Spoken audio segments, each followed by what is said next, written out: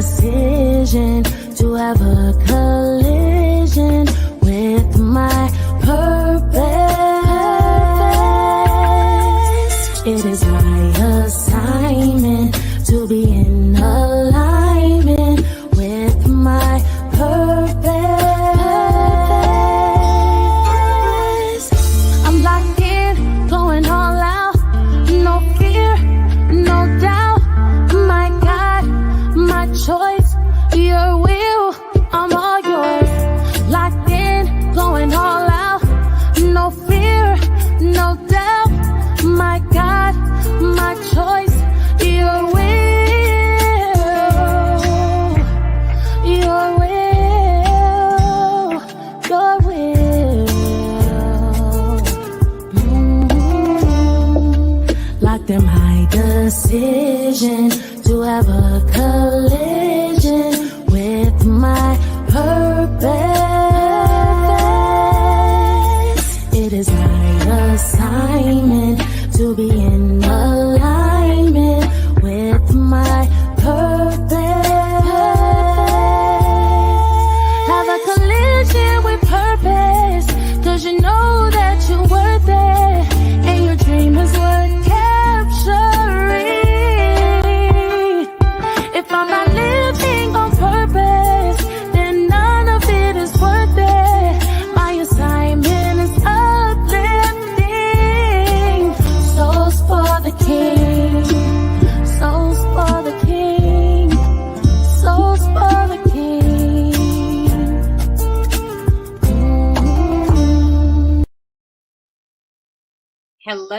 Hello, everyone, and welcome to In the Spotlight. This is the home of unfiltered conversations where real talk is what we do. And I am none other than Donna Thompson. And I'm Dr. Laxton Stevenson, and together we are your moderators. Hi, Donna. Hi, Doc. What's happening? Ooh, nothing much. It's a great Monday. We're back again, and we give thanks. We give thanks. We are thankful. We are grateful for another day and another show. By the way, today is Veterans Day, so we should big up all the veterans out there. Yes.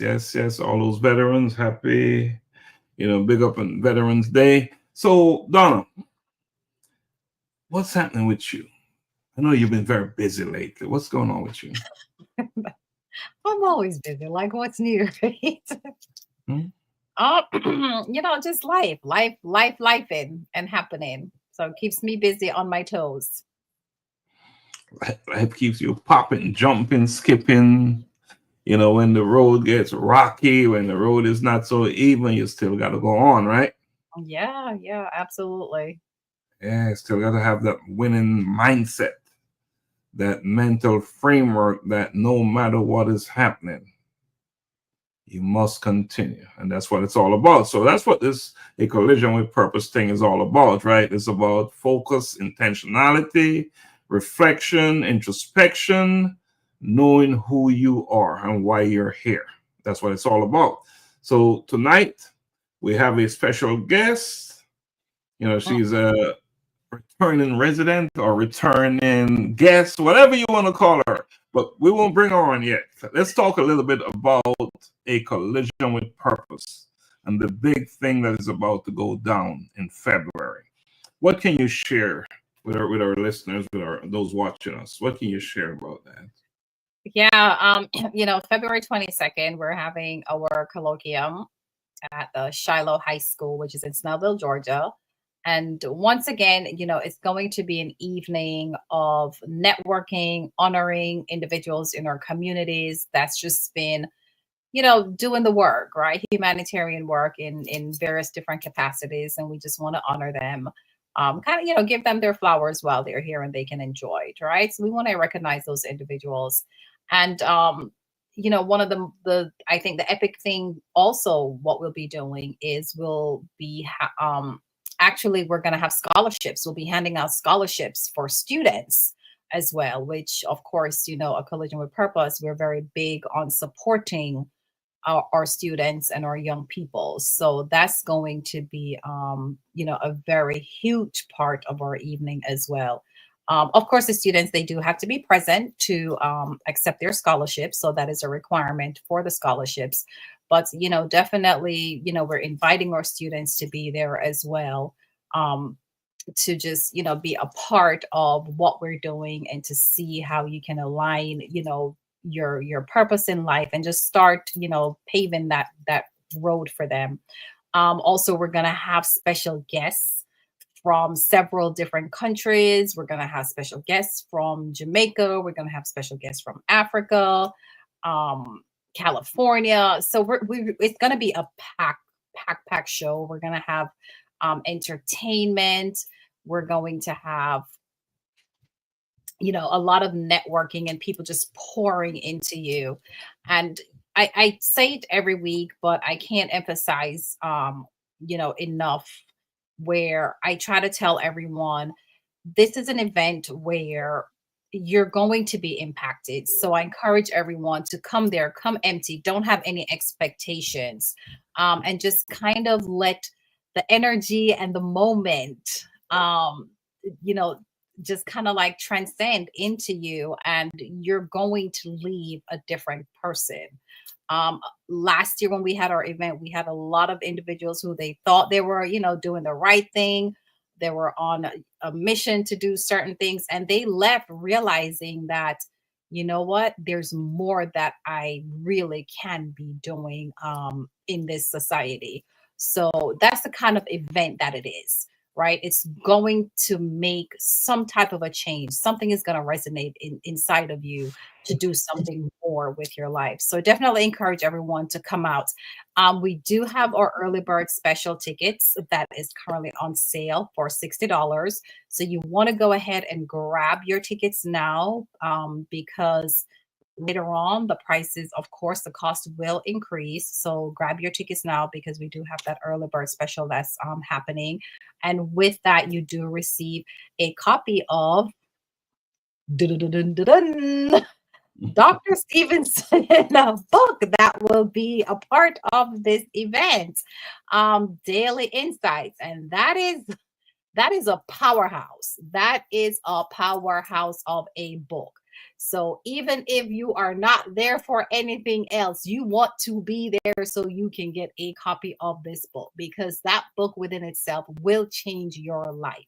So that book will also be at the event. And when you purchase your tickets, you will be receiving a copy, and you will also get an autograph. So encourage you to come out. Right. And I just posted the link for the event where you can purchase your tickets. And you also talk about students and scholarship. I want to make it known that students attend for free. There's no charge for students. So they attend for free. So great job, Donna. You always explain these things much better than I can. And I will ever be able to do. So thanks for doing that. You really spell it out. What else is happening? What else is going on that, some other things are happening, and big things as well. What else are we involved with at A Collision with Purpose globally? Oh my gosh. Globally, wow. The other big thing that we have that's going on, Dr. Stevenson and myself, we are what we call the trustee and patrons of the CBO Elizabeth Sitawa Cancer Community-Based Organization that is now a registered company in Kenya. And that is really where we will be supporting families and their children who are suffering from cancer. So that is a huge thing that we have taken on. So we're definitely asking for individuals who would like to be a part of this work. We would like members to be a part of the organization. And even if you just want to donate to the organization for such a great cause, right? We're hoping that we will be able to kind of like break the stigma of cancer that is in Kenya. We are starting with Kenya, but of course the intention is that, like Doc and I, we always think of growing, right? We start one place, we plant the seed, and we just it's going to grow. It's going to grow. So that's our intention. And that is huge. That is a big thing for us, that we're hoping that we can change a lot of individuals' lives and support them in their journey with fighting such a disease. And to support the Elizabeth Sitawa Cancer Community-Based Organization, I should announce that we opened an office in Kakamega County in the western region of Kenya. That office is operational. So we're operational in Kenya as an organization. And so we'll leave it at that. Much more to come. Now, this CBO is a member type organization. So you'll join it, and there's a minimal fee monthly for joining it. Minimal fee, few dollars at that, few dollars. And what that few dollars will do is magical. It will make such a huge difference. One result of you making that membership, paying that membership fee, is that you'll probably support a student.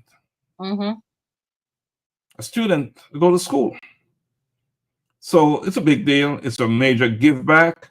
So we will be getting that information out, how you can contribute, how you can join, and how you can make your payments, your membership fee. Is there anything else that is happening before we take a quick break and bring on our special guest? Anything else you want to share? I think that's kind of all I want to share right now, unless you have something else that you want to throw in there. But I think that's our big things that we have that we're working on right now. Well, I don't have permission to share anything until you tell me I can. So, so I don't think there's anything for me to share unless you say share this. So with that in mind, you're watching In the Spotlight, the home of unfiltered, raw, whatever kind of information where nothing is left on the table. So let us take a quick break, and then we'll come back and we'll bring on our guests.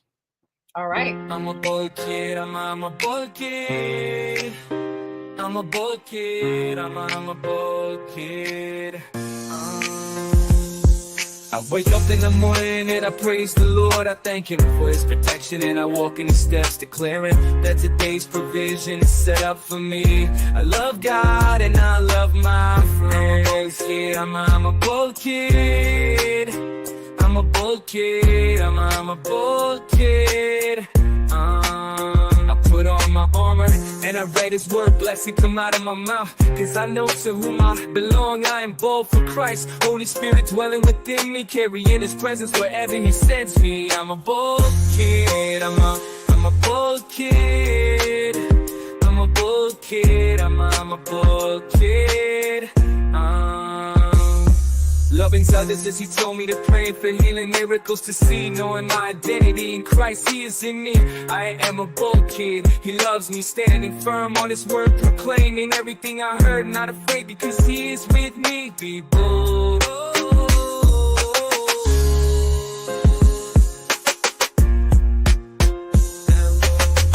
I'm a bold kid, I'm a bold kid, I'm a bold kid, I'm a bold kid. I put on my armor and I read His word, blessing come out of my mouth, because I know to whom I belong. I am bold for Christ, Holy Spirit dwelling within me, carrying His presence wherever He sends me. I'm a bold kid, I'm a bold kid, I'm a bold kid, I'm a bold kid.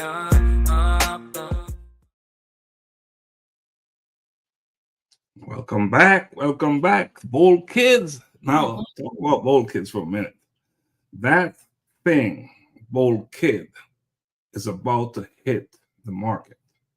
You will be seeing books, you'll be seeing shirts, hoodies, hats, all kinds of wonderful stuff. So I expect next week that website is going to go live, and that's a big deal. It's a big deal. I've seen this thing develop from nowhere to where it is right now. And I'm telling you, I'm so proud of my daughters, Tremaine and Kiana, for what they're doing with that. And it's gonna hit. It's gonna hit with intentions. It's gonna hit hard, and it's gonna deliver results for so many parents, especially who are parenting these bold kids. Mhm. His whole kit. So big deal is coming. I expect that it will be going live next week. So I'm very excited about that. Very excited about that. Now let's get to the business at hand. Let's bring on our special guest. All right. So I'm just gonna do, a little snippet of our special guest here. She actually joined us some time ago. So she's a returning guest, which of course we greatly appreciate her having, said yes and finding us very encouraging, I guess, to want to come back and spend her Monday evening with us. But let me just give you a little bit of background of our special guest. Her name is Kereisia Brown-Lyesam, and I hope I'm pronouncing her last name correctly. She is a multi-talented Jamaican who emerged from poverty to become a successful leader, a motivational speaker, and she is the CEO of Be Consistent 365 Training and Management Consultants, which is going to tell us, a whole lot more about that, right? She has helped organizations achieve greater success, and she's also founded the Empower Her to Succeed movement, which encourages women to teach their full potential, to reach their full potential. Excuse me. Kereisia, she believes her faith in God has helped her discover her identity, where she's able to maximize her God-given potential. And she is a co-author in the book Beyond Survival to Thriving. And we are welcoming this evening Miss Kereisia. Drum Hey, roll. bring her on, bring her on, bring her on, bring her on. Bring her on. Pop her on that screen. I'm gonna add her here. Hi. Hi. Wow, what an introduction. To God be the glory. Great God, things he has done. Donna, you said you was going to keep it low key, not too much, but you said you're going to help yourself because there's so much to say. Mm-hmm. Well, Yeah. Tracy, where do we start? Let's talk. Tell us about yourself. Donna talked about you. You tell us something about you. First, I want to say that I am a child of God. And being a child of God, He has purposed me. He has me on a journey. And in that journey, He would have allowed me to, to find this company called Be Consistent 365 Training and Management Consultants. And also, I am an educator, a global speaker, and of course, a best-selling author. From all of that, I must say that I've risen from the place of poverty, where I was surviving then, had financial struggles, had issues with illness. And so the Lord has taken me out of all of those, struggling to make my way and to be successful at college and university. And found myself in my marriage having to be the breadwinner, I would have seen where the Lord has taken me out because He says that His hand is not too short. And so He has taken me out, and now He has risen me to a place where I can now go ahead and empower people to say that God has a plan for you, He has a purpose. It doesn't matter your current situation, you can succeed and you can thrive. Awesome. So Kereisia, before the manifestation of all these big things in your life, take me back to your early days. Okay, so I was a normal child, just like like anybody else. It's just that life will allow us to encounter unfortunate situations that we do not have control over. And so I was born to teenage parents, and they had emotional struggles, financial struggles. They were unable to give me the love that I really needed, because they too needed the love and lacked the love of their parents. And so with all of that, my grandmother, who was deceased now, decided that she's going to take myself and my brother. So my mother had me when she was 18, and she had my brother when he was 14. When she was 14, I'm sorry. So uh, she's not ready, so ready for parenthood. And I lost my dad at the age of 12. Mm. And having to grow up with my grandparents, my grandmother and my grandfather, they were uneducated, they were very poor, but they were skillful. And Mm. so we're talking about real talk, reality. When I Mhm. was growing up, I had to, my brother and myself, we had to, sell, things at primary school like peanuts in Jamaica. They would parch peanut and we Mm-hmm. would sell it until one day I said to myself, the amount of peanuts that my grandmother gave us to sell, it represents the tile after the students, would have eaten it because it was so much, trash on the ground. And we had to sell sock in Jamaica. That's juice, in bag, and we would Mhm. go by the play field and we would sell it.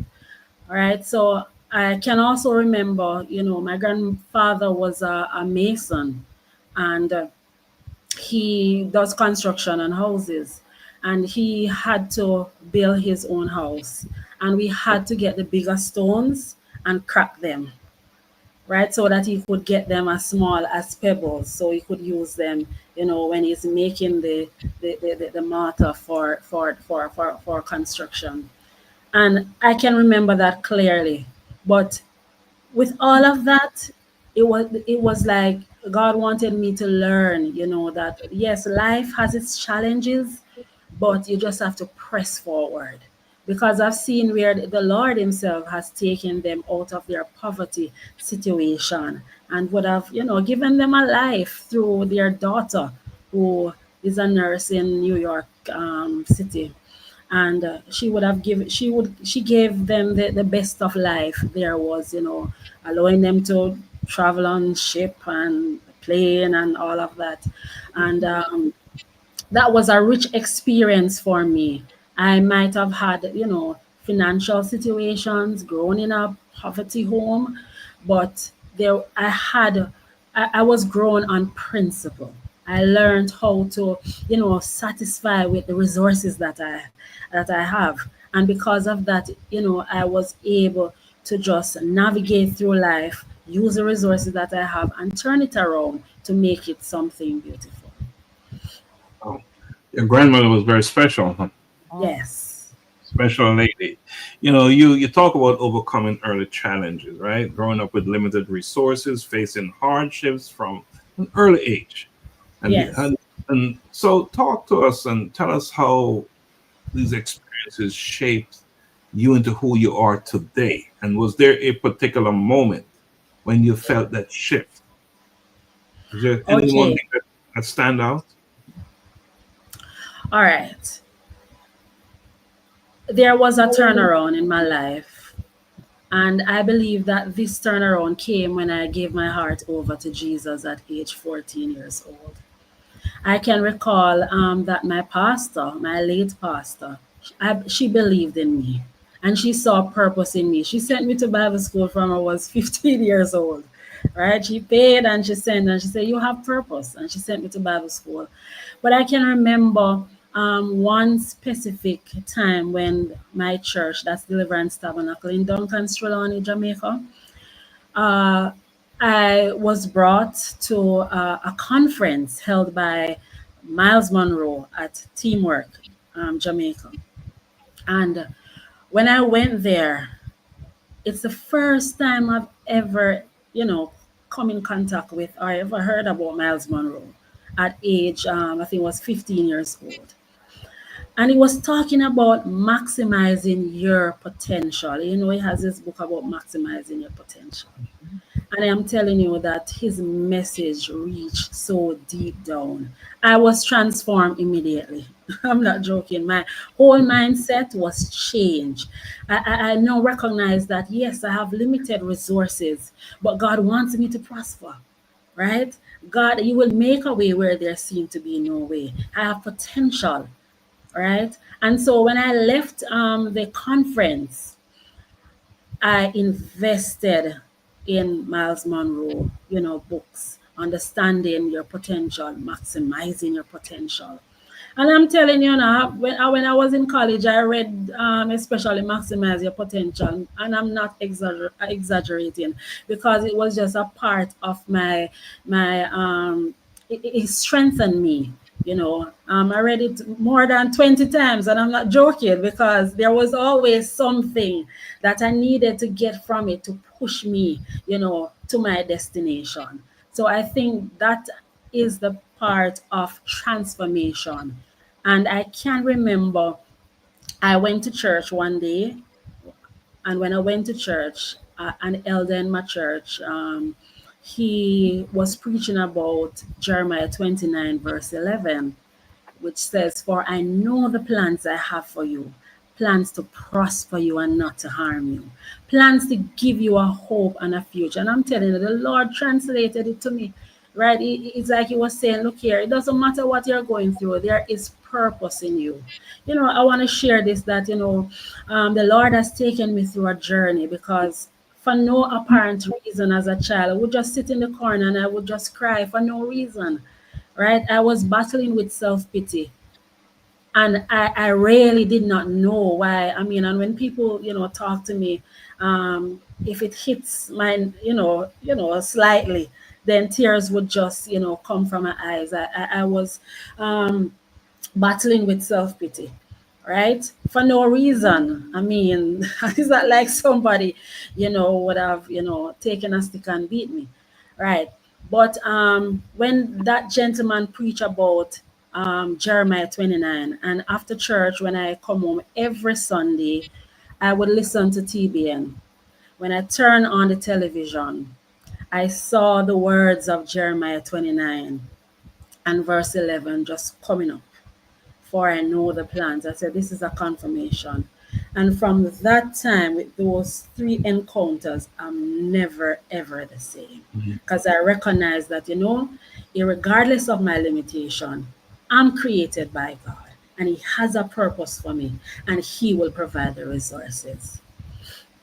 Absolutely. You said that you invested in Miles Monroe books, but I think you Yes, invested in yourself. You invested in yourself very well. That was yes, a true investment. It was in yes, yourself. And yeah, that's the point I really want to highlight, that it's really about what you did for you. yes. Really made a difference. Indeed. Donna, is I'm turning to you. Sure. So I see, like, you started your company. I'm probably gonna go a little bit different now, right? Oh, not a problem. Right. So with Empower Her to Succeed movement, can you kind of like tell me a little bit, or tell us a little bit about what that really all entails, and what actually what motivated you to start that company? Okay. All right. So I've always been empowering, women that I come in contact with. One thing I think of myself, a bit, I, I I just want to see people thrive. I just want to see people, maximize their own potential. And I would have or known that my friends around me, they're always, looking to me for strength and for guidance and so on. And I remember one day I was sitting, well, one night about 12 o'clock, I was sitting on the veranda. And the Holy Spirit says to me that I should start, a movement that will help women, to empower them more of, women who would have encountered, certain obstacles like what I have faced. And I was like, yes, Lord.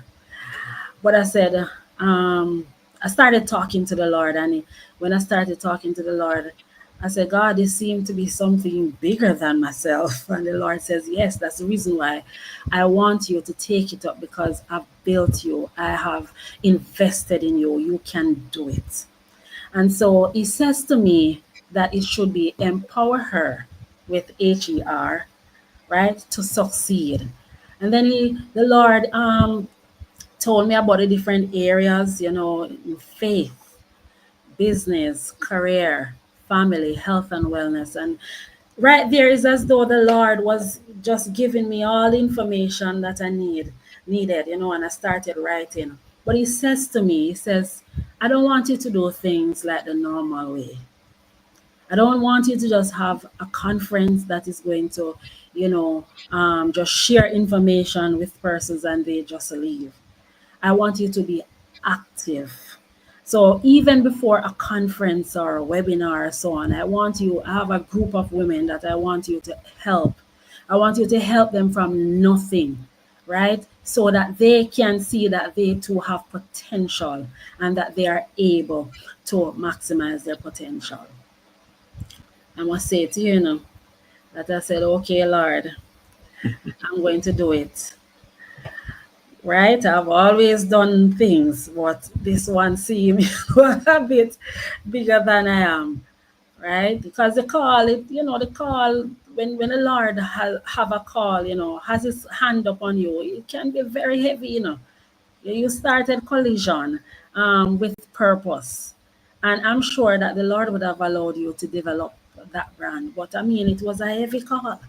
And you would have had to rely on the Lord to lead you. So that was early this year, and I said, "All right, God, I'm going to just start." But sometimes the Lord give us a mandate, we think that we have to fix it and we have to do this and we have to do that. The Lord says, "Just start."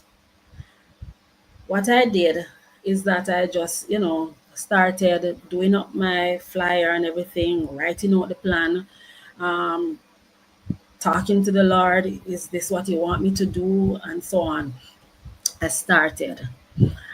I did not go outside to get people who are already exposed, meaning they have a brand.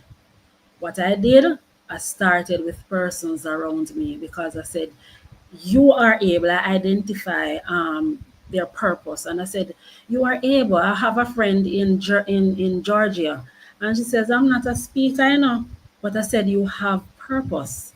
You have been through a lot. You are a soldier. You've been through so much that you have a story that you can share so that people can be empowered, and that the only thing that you need to do is just be obedient. And I'm telling you, the young lady shocked me so much because when she thought that she's not a speaker, she's one of the biggest speaker you could ever think of, and others. So I looked around for persons, who I thought they need, empowerment, and they need to set a platform. And they have a story that they can share to help to change other person's life. And with that and encouraging them, we were able to start. But it was not without attack and so on, because I had two webinars, and when I started this year when I had the two webinars. Could you believe it that before, on the day of the webinar, I could not walk? Oh, wow. Yes, on the day of the webinar, I could not walk. The first one, I said to my husband, I said, look here, you see, when the Lord has called you to do something, it's not without challenges. I said, look here, if it is even for you to take me to the place, I am going in the name of Jesus. And even when we started, because it was an online, a virtual webinar, and a lot of ladies, had near 100, ladies coming on, and the attacks never stopped. I had a lot of pornography thing just came on my screen. Kereisia, you're so beautiful, and all of that. And I mean, I was not surprised. I just held my composure. I had a technical team, and we did what we were supposed to do, right? And so we're able to control and get rid of the hackers, and we continued. And I had a lot of persons coming on. Did you know that after that night when I finished, I was able to walk? Mm. That night after Mm. I finished, I was able to walk. And then, we have a little background meeting, and I was just rejoicing and praying over them and praying over everything.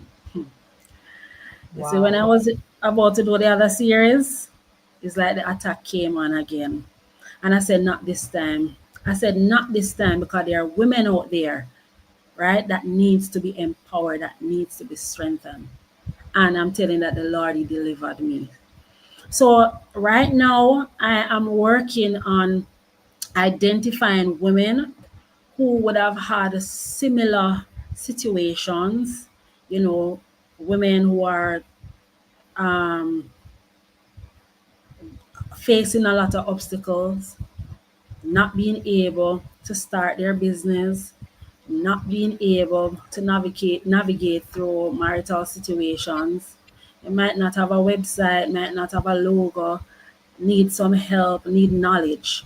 So I'm going to try to work with ladies so that, or women, so that they can identify their purposes.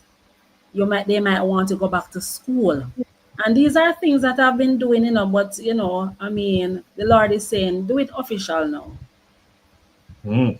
And Wow. so I am ready to gather, women who they feel as though they can't, they know the purpose, or even if they don't know their purpose, right? Because the Lord wants us, He doesn't want us to be selfish. He wants us to maximize our potential and help other people to maximize theirs. Because when people maximize their potential, especially in the Lord, it gives glory to God, right? And people, we are restored, because the enemy has stolen from us. He has taken from us. He has done everything that is bad to mar our character and to let us look as though we are weak. But God wants us, in whatever programs we are doing, to be able to transform lives. Awesome. I'm going to pop something on the screen. I want you to talk to us about it, okay? Okay. This is your speaker sheet right here, and you're a speaker. And what I really want to show is not so much your speaker sheet. I want to bring it to this thing right here. Okay. So I want to have the Empower Her to Succeed conference in May because I started this May. So this is a pre-conference event that I'm having at my home church, Deliverance Tabernacle in Duncans. These are women who are within the church, and I would have, thought that they have great potential, and so we came together and decided that we are going to be gathering other women in the community so that we can empower them, have empowerment talks, talk to them about purpose from the biblical perspective, help them to identify their purpose and so on, so that they can have an understanding. Because you see, before you can fulfill your purpose, you must first understand what your purpose is. So this event, empower, inspire, and transform. So it's not just to empower, but to inspire that you can, and for them to be transformed where they're actually seeing themselves um, fulfilling or achieving their purpose. So it will be an ongoing program, not just a conference, but also to identify women who I would want to work with so that they can be empowered, inspired, and transformed into whatever purpose the Lord has for them. Anytime I listen to or hear anyone talk about a group that's focused strictly on women, I have to ask this question. What about men? And what kind of support are you receiving from spouses, from husbands, for, for your group, for what the work you're doing? Because of the support that I have been receiving, I'm thinking of doing something similar. I'm not a Mhm. man, I'm a woman. So there are some things that, I am not able to touch on, but I'm thinking about empower him and empower them. So three different programs, and where I would, help to organize, but it's really men who God has empowered and are successful who would be running it. So I'm thinking of empower him and empower them. The them would have been, couples and so on, marriages, how they can navigate and, have successful marriages. So right now, for the women who are involved, their partners husbands, whatever. They're supporting the initiative and supporting these women who are involved with the Yes. movement. It's awesome. I think we should take a quick break, and then when we come back, we'll talk about your life as an author. So let's take a Okay. quick break. You're watching In the Spotlight, where as Donald tells it, it's raw, it's unfiltered, and nothing is left on the table. So let's take a quick break and play this video. Caught in the web of what they said, lost in the expectations, living in hesitation. I walked in other shadows. Deep inside, a fire burned, a whisper turned to a roar. I am liberated from walking in other shadows.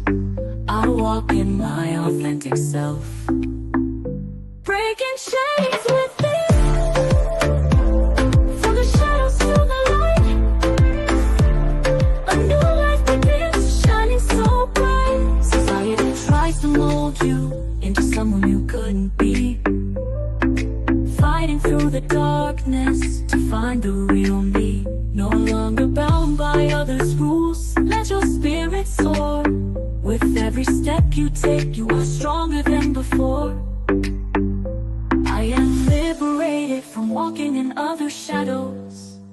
I walk in my authentic self, breaking chains within. From the shadows to the light, a new life begins, shining so bright. Breaking away from the shadows within, I rise up and shine from deep within. A beacon of light I'll always be, living in truth, walking in victory. I am free, yes I am free. From the shadows to the light, I am free, walking in my truth, forever free, living in victory, shining brightly. I am liberated from walking in other shadows. I walk in my authentic self, breaking chains within.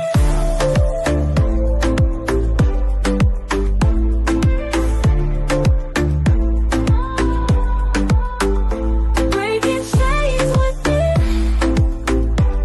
From the shadows to the light, I walk in my authentic self. Welcome back. Welcome back. This is all about authenticity. We're talking about In the Spotlight. Donna, breaking chains within. What does that mean? Yeah, it's all those things that others have put on us that we have just carried through our life like a badge of honor, and you own it and you say it's yours. Shadows Within is all about breaking free from all those things, and really and truly, just like what we're talking about, finding your true purpose, your God-given purpose, and align yourself with it and walking in that purpose and being authentic in who you are and being okay with it and being comfortable. Kereisia, can we get your thoughts on that? Breaking chains within? I believe the Lord has us, all to be speaking the same message. Breaking shadows, walking in my authentic self.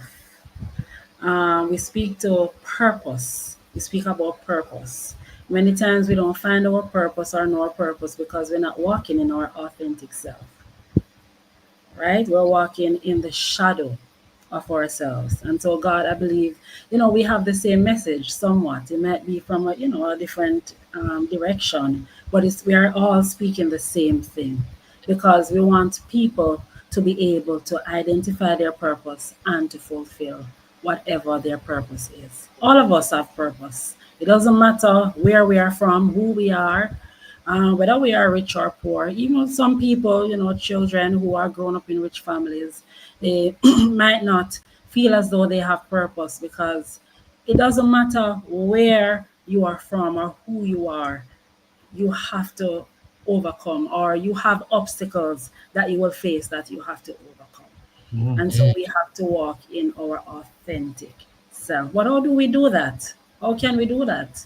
Unless somebody helps us to, know this authentic self so that we can be able to identify our purpose and to walk in it and, remove the shadows of others. Some of us want to be like others, want to be like, mega superstars, celebrities, and so on. But we have to find our true selves and walk in our purpose. Mhm. Yeah. So this one is for you, Donald. Talk about how long are those shadows? How deep do they go? How deep those shadows go? Yeah. Sometimes you're walking, right? And you see the shadows starting to become taller than you and they start to double in length and they become how long are these shadows that we're talking And about? they take you over, right? Before you know it, you don't even know who you are anymore. You're That's you're true. literally you're literally encompassed by that shadow that you're walking in.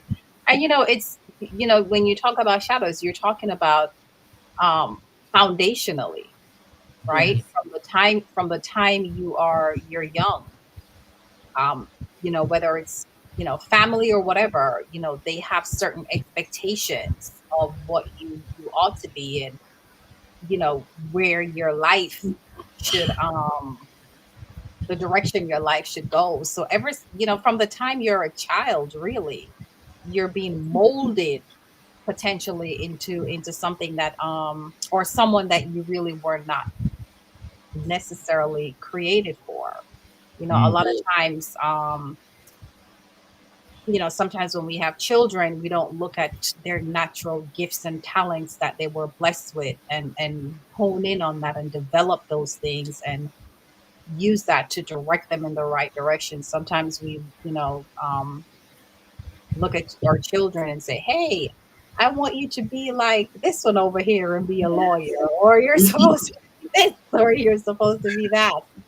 And so then we misdirect or children or society, whatever society you're born into, community, things of that nature. So it really can be majority of your life that you're Mm. literally walking in this huge shadow of who Yes. who you really weren't created to be. And then you get to a place where you may get to a point in your life where you're in your 50s, 60s or something, and you're looking back and reflecting, and you're just like, wait a minute, where I'm at now, this is, there's something missing. When you get to that point in your life where you're like, there's something missing, something's not right. Um, I think that's when sometimes it kind of open up to you that, what, I probably spent 50 years living a life that really was not my purpose. And they so very tall, these shadows are as you explained it, very tall. I want to add something to what Donna was saying. Um, I remember after my father died, one of my aunts says to me that I think you need to do nursing because the government was offering to pay tuition for nurses here in Jamaica, and they would bond you for like 2 years. And the reason behind that is she was saying you don't have any help and you don't have the finances to go to college, so I think you should do nursing. Quite a few persons in my family on both sides, they are nurses, and I can recall I went to the institution, got the application and everything. And right there, I said, nursing is not what I want to do.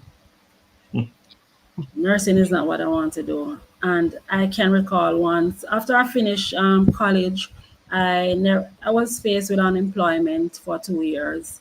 I went overseas. Another aunt says to me, even though you finish your studies, nursing is a way out. And I'm telling you, my head was hurting so much because now I'm thinking what to do because really and truly nursing is a way out, is a great way out, you know. And I said to myself, I said, I don't want to do nursing. I don't want to do nursing. So sometimes we can be walking, in somebody else's, maybe because of what they see us or what they think as a result of our circumstances. Because my circumstances, I never had the money to go to college. Hmm. Never had the money to go to college. So the easier way is to, find myself in a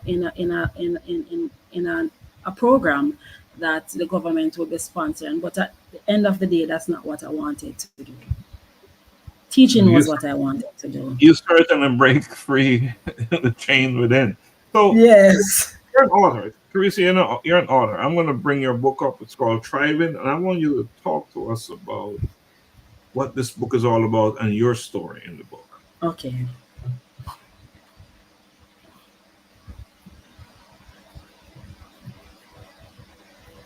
Beyond Can you hear us?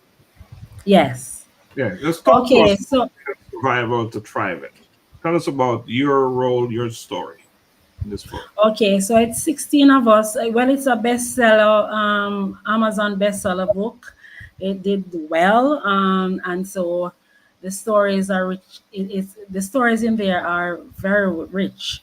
It's 16 women, came together, or we were identified by Dr. Joan Wright. She is a publisher and a business consultant. Her base is in Florida, and so she, would have shared this anthropology with us, and we have 16 women writing their stories or empowering and giving advice to women, on how we balance faith, careers, businesses, and relationships.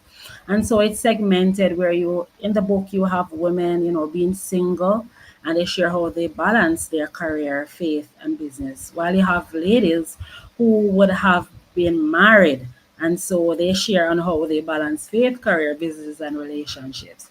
You also have women who would have, encountered divorce, and so they would have shared the same thing in terms of how they balance faith, career, business, and relationships.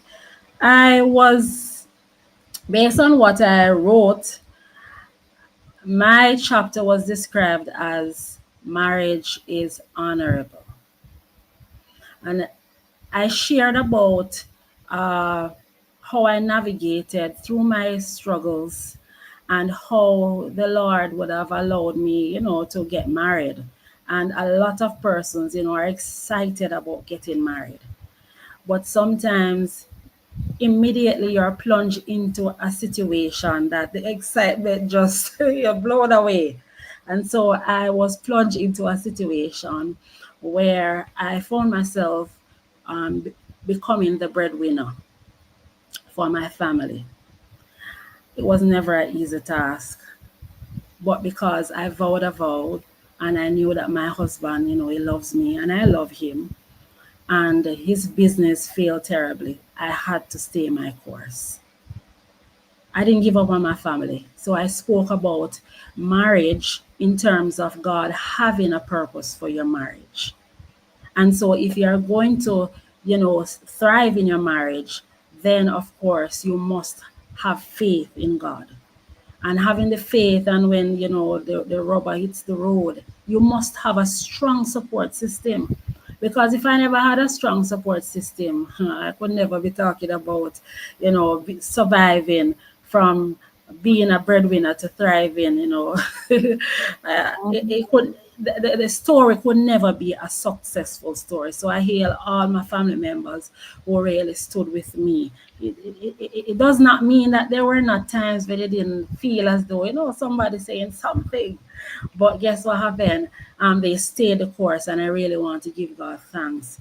And that's one thing with my family, that because of how we were grown, we grew together and we had to stay together. So you see, in my family, in terms of my mother's side of family, they don't see me as a granddaughter. They see me as a sister. I remember when my grandmother died, one of my aunts called me and she said, Kereisia, your mother daddy. Me have to say your mother, or I have to say that is your mother because she was the one who grew you, right? And so I can say that I was able to thrive in my marriage because of the example that I got from my grandparents, my mother, my grandmother, my grandfather. They stick together, they stay the course. And as a result of that, that has, I would have learned from that look here, life will come with challenges, even in marriages.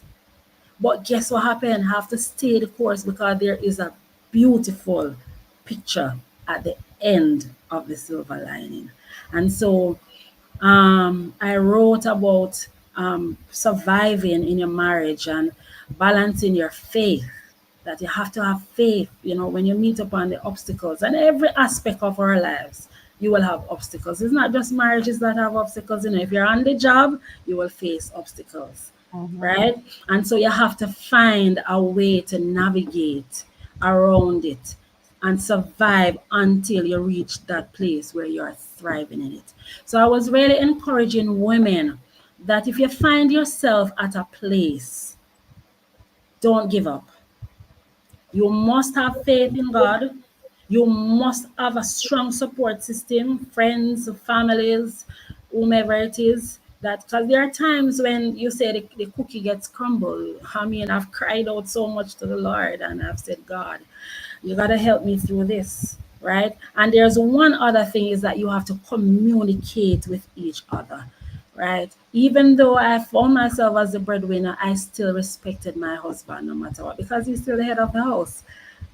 And we work together. And during that time, I know you're gonna ask me about it.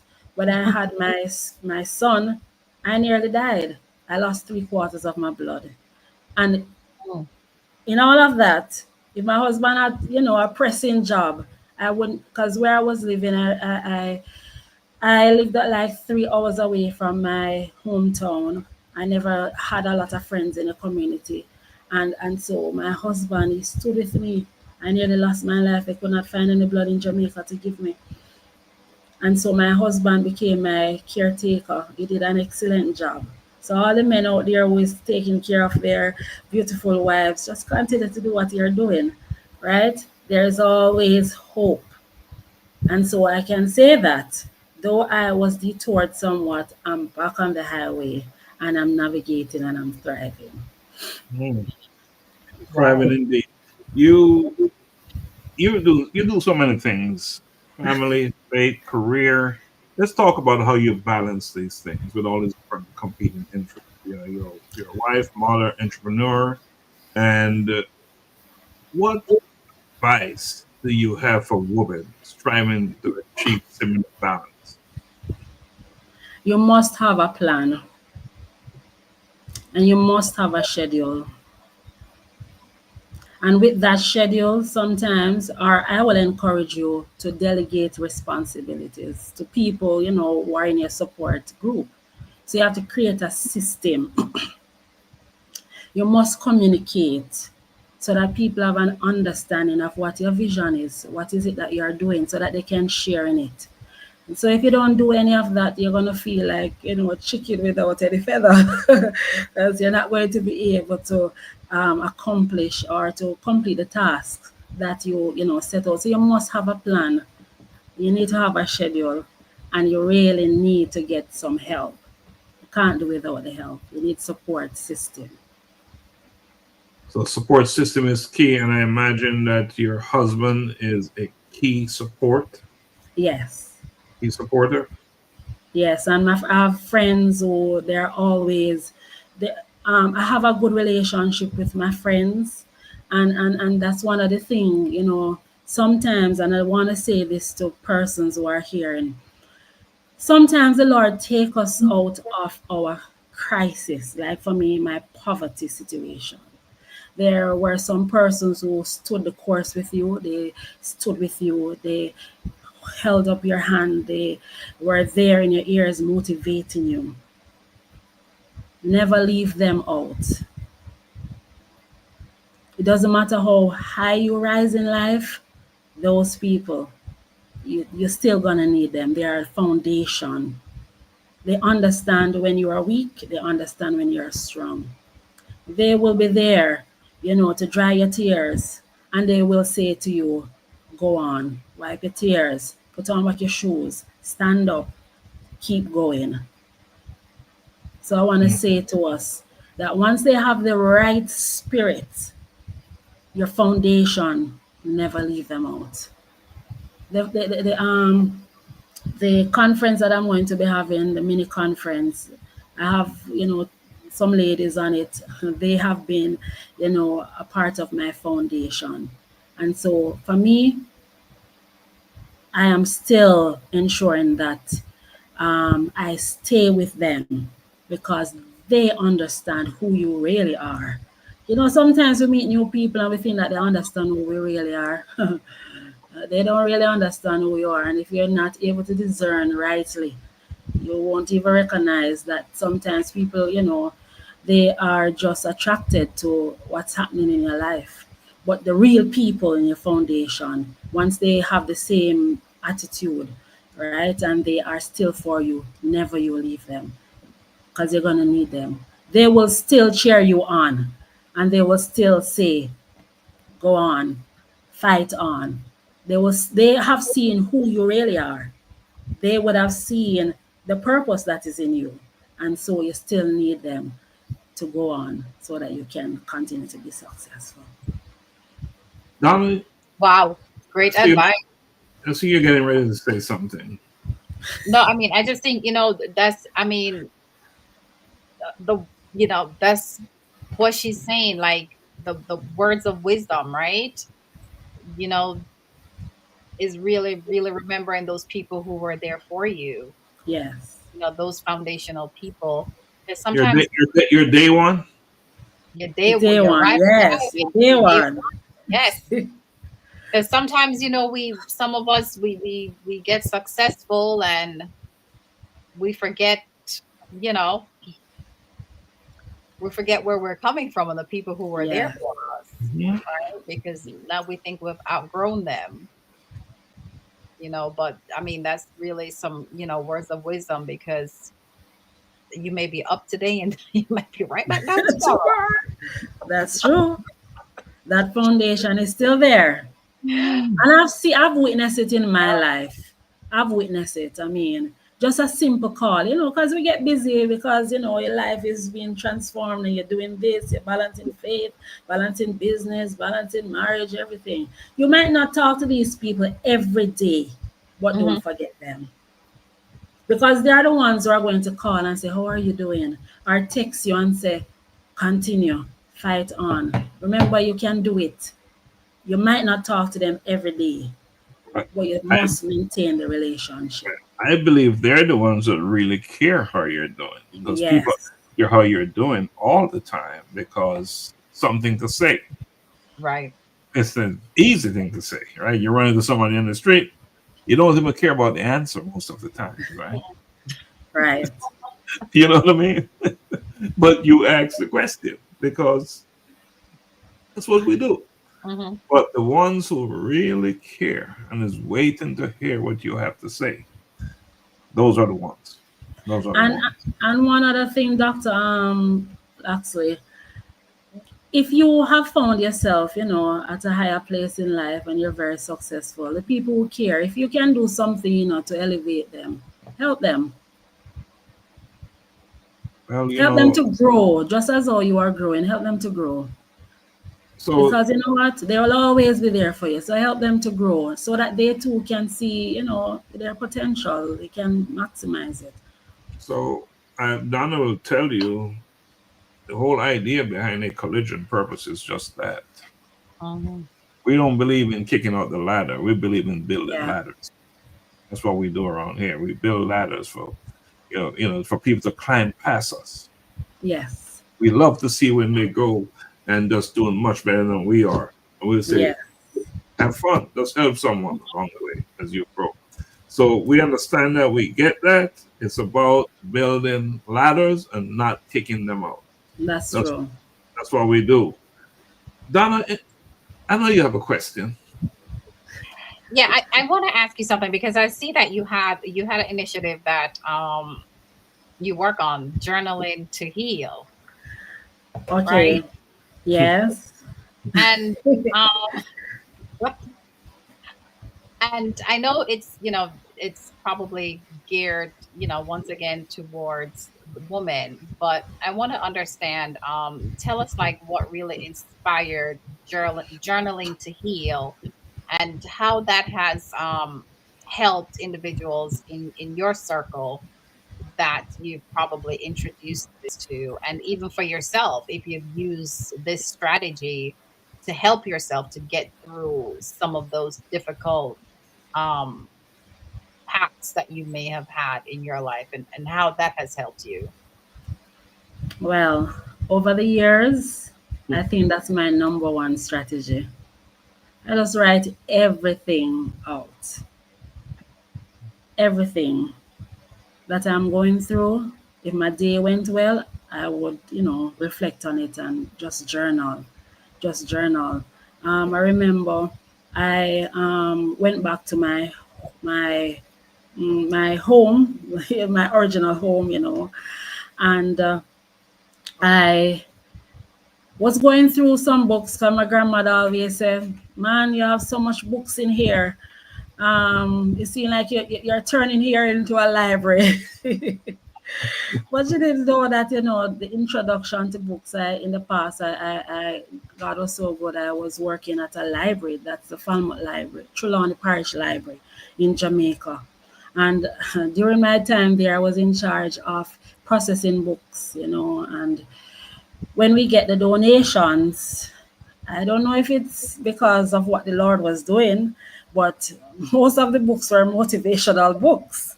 So, and I had liberty, to take some of the books, especially if, we had a lot of copies.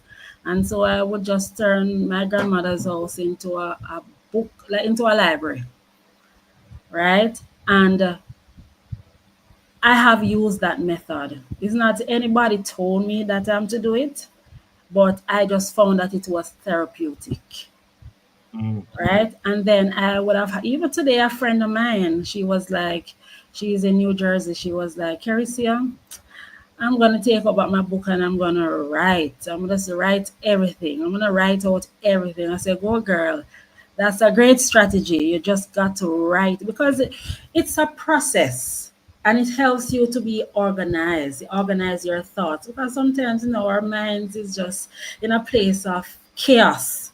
And Mm-hmm. so when you start to write, it's therapeutic. You start to, to become healed. And when I am about to publish my own book, the book that I am a co-author in, Beyond Survival to Thriving.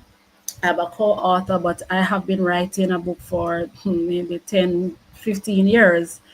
And that book came out of my journaling. I wrote out everything out of my head that when I sent it to the editor, it was like 60 something thousand words. And she said, "Oh no, you got to cut it down, unless you're doing a series." But that's my first draft, and my first draft really comes from my journaling. I was just, writing until I was able to cut it down to 25,000 words. So I have found healing in that. Everything that I've been through, I would just grab my book and I would just write it. Because sometimes I found myself in my own cave. And I mean, that's a way that, I could, write and get healing from. And sometimes I would have been through a situation because I am very poor and I don't have, the luxury look then, and I don't wear certain clothes. Then I would be, people would just, what's the word now? People would just put you into your own corner, and Mm-hmm. they see you as nothing. Who is you to thrive? Who is you to be educated? Who is you to, be successful? And so that was my place. That's after I would write, I would journal, and my journaling would speak back to me and say, "Hey, girl, you have the right to be successful. You have the right." Because after I feel, healed from writing, then my other part of me, that motivational or because I'm intrinsically motivated, would say, "Hey, you have the right to be anything. You are purposeful. God has a plan for you." I must say that it has been impactful for me, and it has been impactful for other ladies that I've been encouraging to write and to write their books. A couple ladies that I've been talking to, and I say to them, "Hey, just start writing, journal, talk about everything, because that is a way that will provide, healing." Right. I want to ask you a very unique question on that, right? So if someone starts journaling, Yes. would you ever advise them to go back and reread what they have journaled? And if so, why? I would. I would. I have stumbled upon. I've journaled a lot, and as I said before, I went back to my grandmother's house, and I was going through some of my books, and when I found some of those journal entries, I was like, "Wow, did I write this? Did I write that?" I mean, I wrote about relationship. I mean, being in relationship, and when I look back now, I'm like, wow. And I am able to see that I've gained some success and I've overcome some of the challenges, obstacles that I faced. And it's just a reflection. It's just a revisit of the past, and I'm able to see the not the new me, but the whole me, right? And I'm able to look back on my journey, and it propels me to go further, to be more successful, because the journal per se, it really outlines, those weak areas in my life where I spoke about, private situations. If you're journaling, make sure that you protect what you're journaling. Don't leave your journal entries in any open space, because your journaling is really privacy. All right, it's a private place that it might not be a closet that you can lock, but it's a private place that you can really just yourself and the book and the pencil, and you're just writing. It's never ever you alone. There is your real self, Mhm. that self that is fighting the pen, the book, and God Himself. So It's interesting. It makes me think of back in the days when they would say, you have a diary, right? You keep a diary, and yes. it had those old diary had a little like lock and key. Yes, yes. You better be private, because journaling, sir, will take you to deep places, deep, deep, deep places. Because when you're journaling, is like your inner self is talking, Hmm. and so you're just writing. For me, I never always have the diaries with the lock and keys.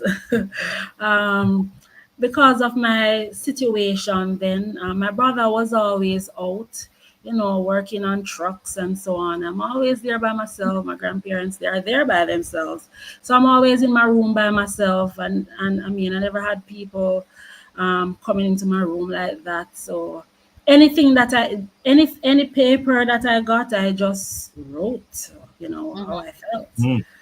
It wasn't a specific diary, and that's why when I was going through, I was like, wow, did I really wrote this? And it helps me to see, my growth, that I was able to grow. I'm like, wow, yes. Mm. And also I'm able to track that some of the situations that I faced, I never made a decision, or made a decision to do what I, was thinking. I was younger then, even in the area of, journaling about relationship. No, when I look back, I can say I'm happy that I never went into certain directions. Right. What a great way to replay your story, huh? Yes, yes. Yeah, to go back and review. And And we then, need to review it. We need to review it, because absolutely. it will tell, it's like a measurement tool. It will allow us to measure, if we really overcome some of the traumas that we would have faced. And if you're journaling and it's too hurtful, stop, get help. Because sometimes some of these, traumatic situation, it's so deep. I mean, it's like you're meeting up on a wall and you need some help. You need some help to get over. So find Hmm. a coach, find a counselor, find a someone, a friend. If you don't have the money, find a friend that is more experienced, who have navigated, similar challenges, overcome. Learn from them. For me, older people always filled with a lot of wisdom. A lot of my friends, they are older than me, twice my age, but I've learned a lot of things from them that I can never ever pay anybody for. And so it works for me. Great strategy. Right. All right, so we're watching in the spotlight. Our guest is Miss Kereisia Brown-Lyesam. I hope I got it right. I think I did. And we're going Perfect. Yes. to take a quick break. When we come back, we'll talk a little bit about your professor and we'll talk about your future, your vision for the future. Yeah. All right, so let's take a quick break. I'm gonna come back.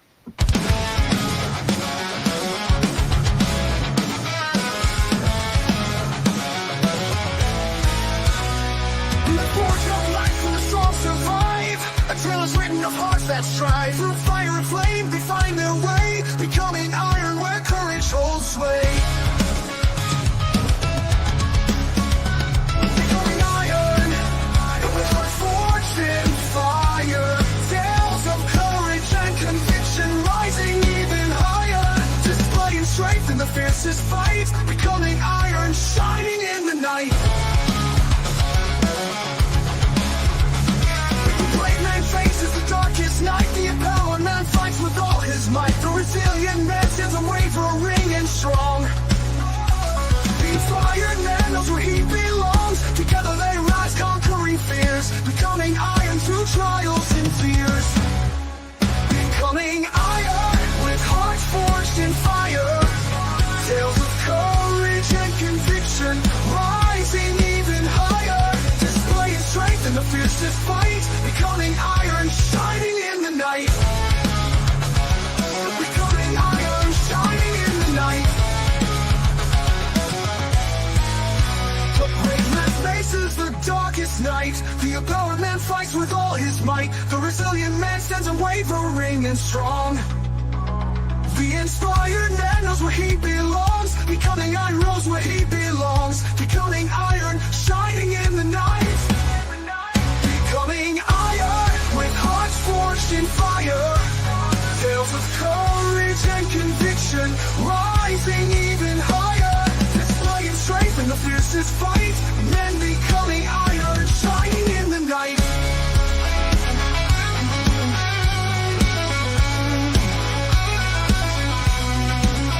The brave man faces the darkest night. The empowered man fights with all his might. The resilient man stands unwavering and strong. Shining in the night. And the tales unfold and the battle's new. Conviction's light sees them through. From abysses deep to the morning light. They becoming iron in the endless fight.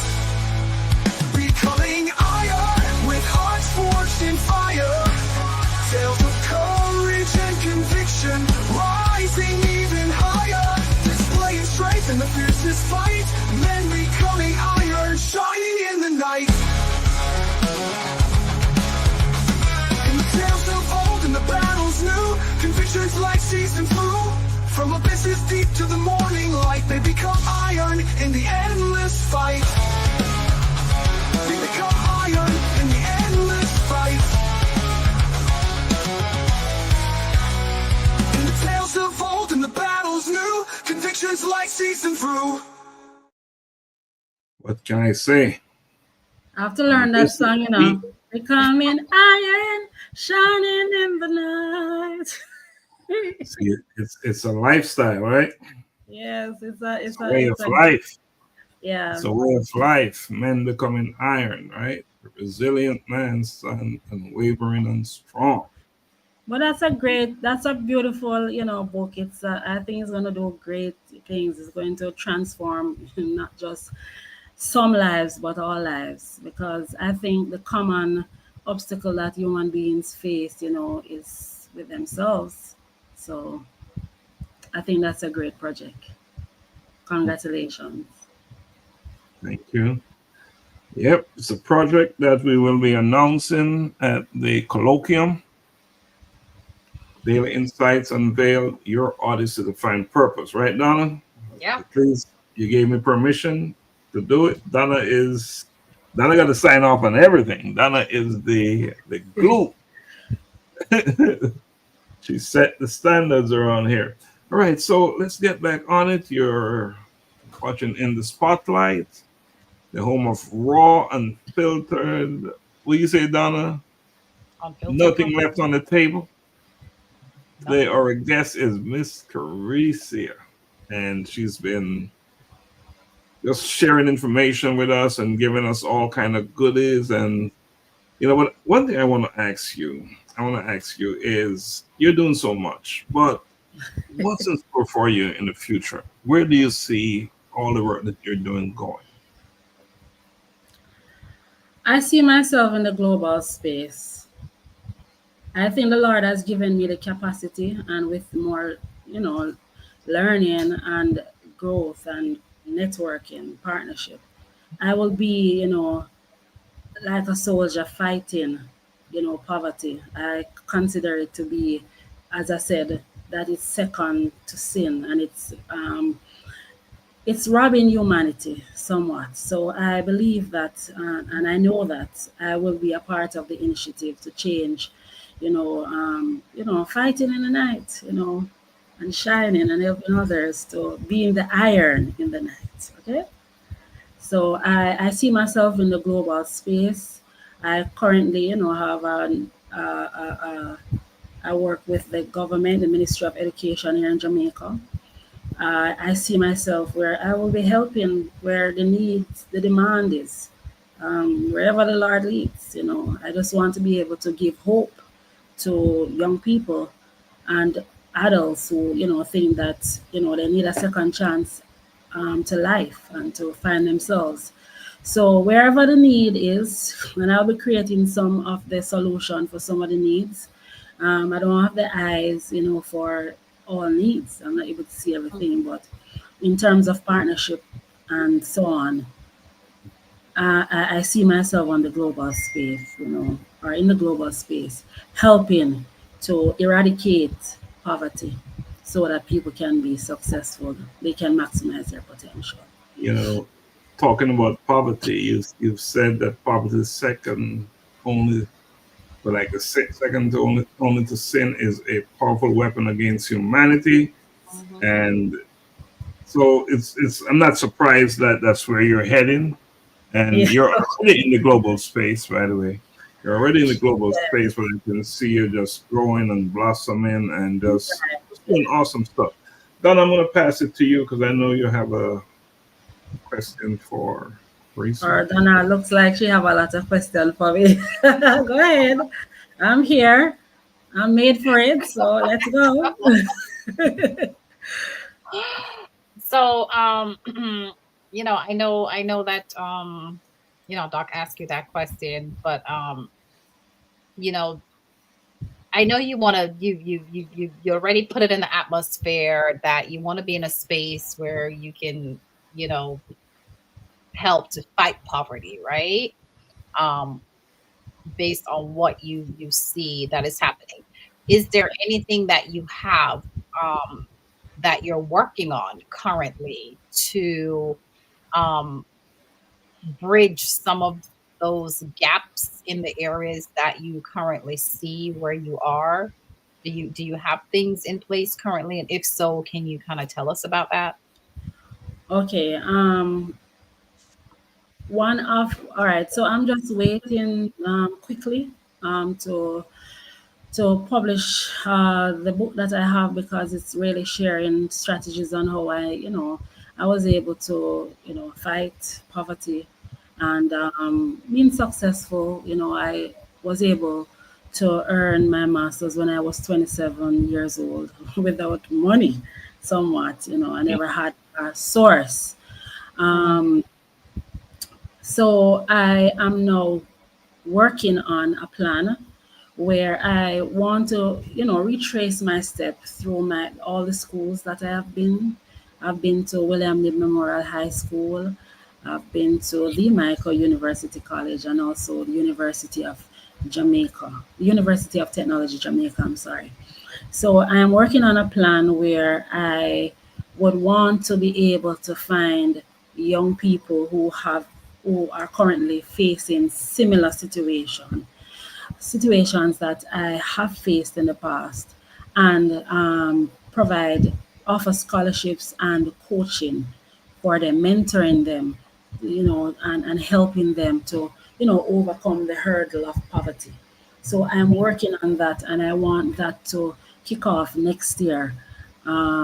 So I want to be able to pitch to all of these schools and also my community. I have worked in my community where I normally work with parents whose children are having difficulty in school, and I've always have my summer school on my veranda, And they, until now, I would have seen where lives were transformed. Mhm. I would see young people saying, Miss Brown, I really want to thank you, for the help that you gave to me. And so that was one of my initiative. And now what I try to do at the tertiary level, I try to mentor young people. And I was a lay minister at a particular church, no longer a lay minister there. But what I did was to find scholarships for students who were in the church so that, they could access education. Because for me, education was my vehicle that I used to find success in terms of achieving um, at the educational level. I really wanted to be like you now, in the sense, and I was given the opportunity to do a doctorate, but I was not ready for it because I really wanted to, be at the highest, in when I say highest, I mean attain a doctorate, and because that is going to be a part of the journey that, look here, man, you can do it. Sometimes they say to me that you are so achieved. You have been many places. I used to work in France, and you have been so many places, and you're just so humble. What who you become does not define who you are. Those are resources that the Lord gives you to help somebody that is, at the lower part of the ladder. So that's what I'm working on, and I'm going to be kicking off as soon as I publish that new book that focuses on, overcoming doubt and limitations. Mhm. Finding your way to success. That's not the full title, but that's what it's about. I want to have a resource that I can leave with young people. Me being I mean, like a Miles Monroe to them, right? Mm. So, Oh, Oh, you powerful. put it out. You put it out there in the atmosphere. So I hope you know it's done. You just dropped a powerful yes, name there, didn't you? yes, yes.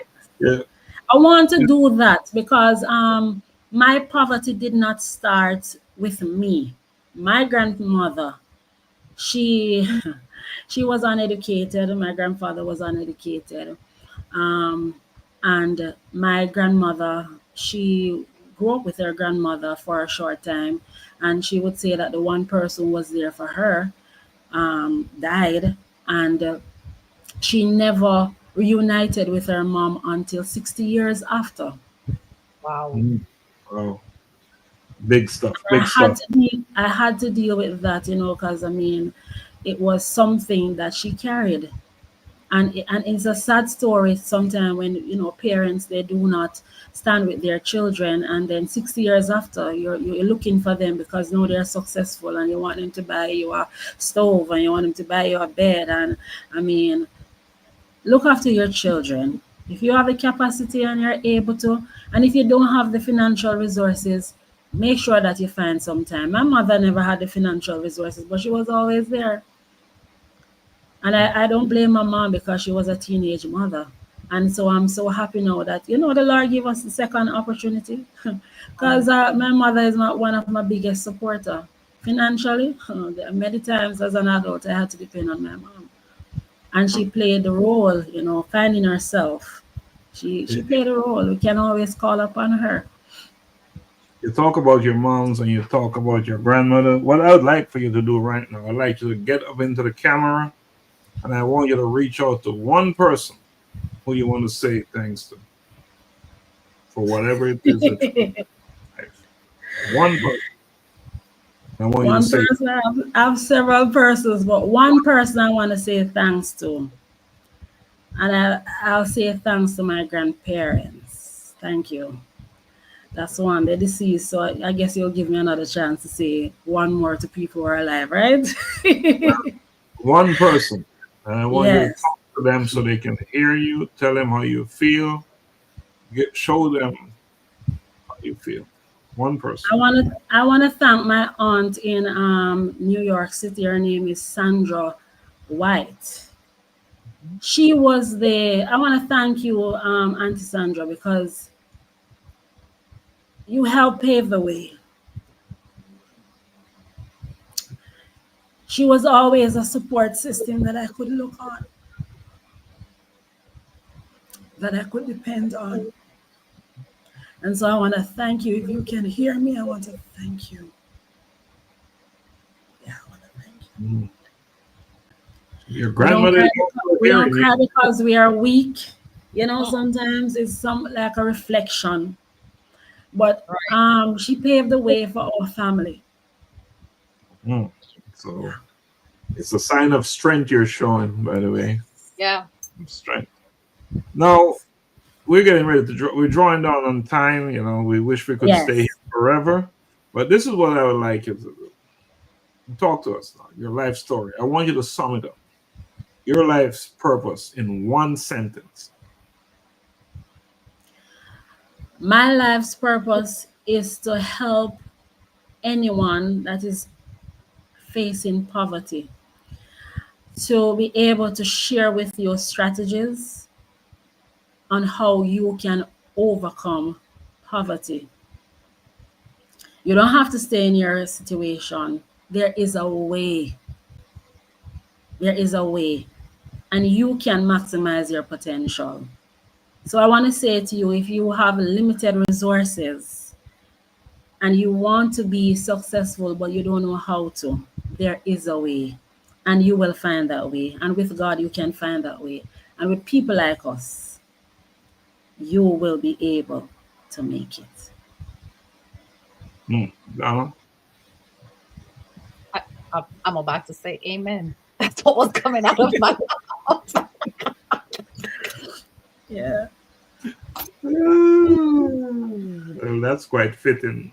You know, if you want to say amen, Yes. it's always a good closure, right?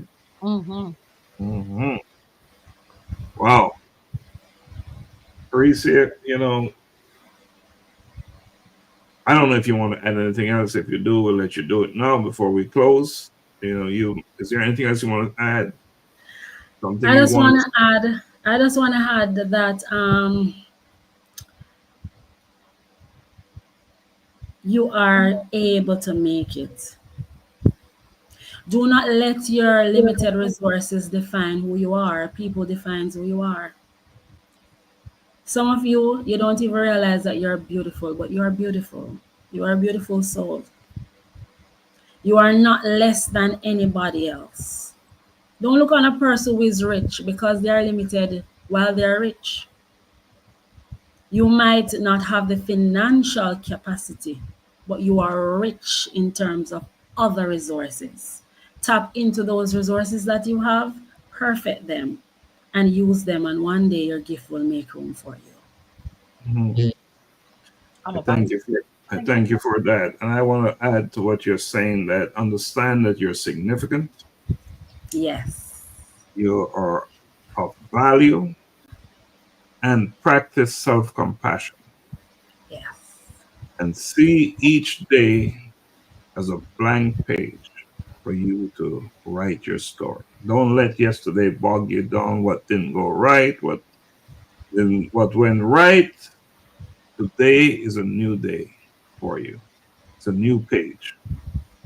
Craft, the draft, whatever you want to call it, to write your story, the story of your life. Each day you have that opportunity. So if your life is important, then you act like it is. Do what you Yes. do. Turn it over to Donna.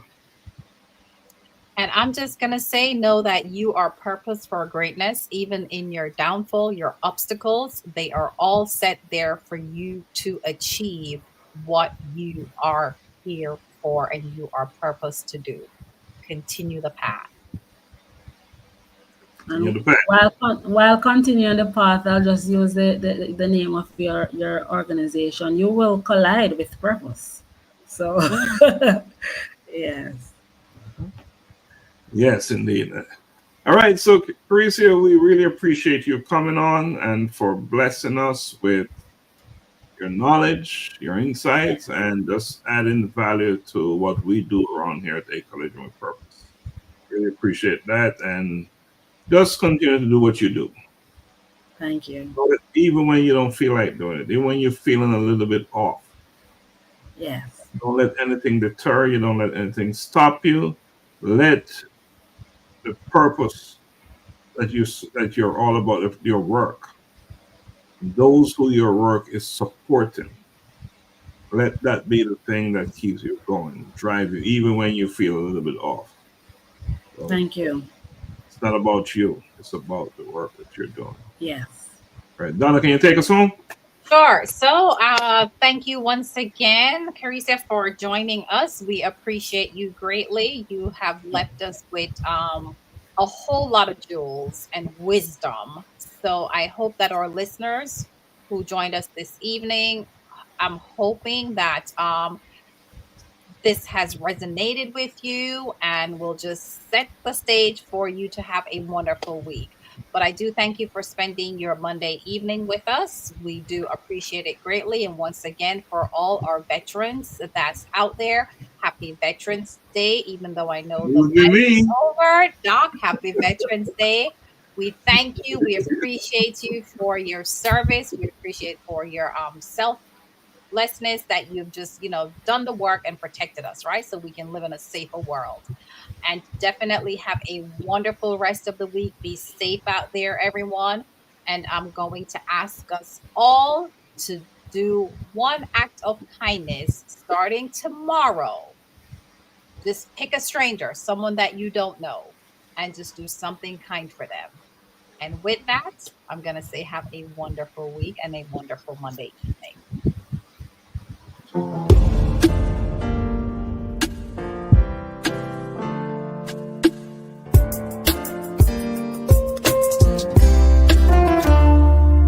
Locked in my decision to have a collision with my purpose.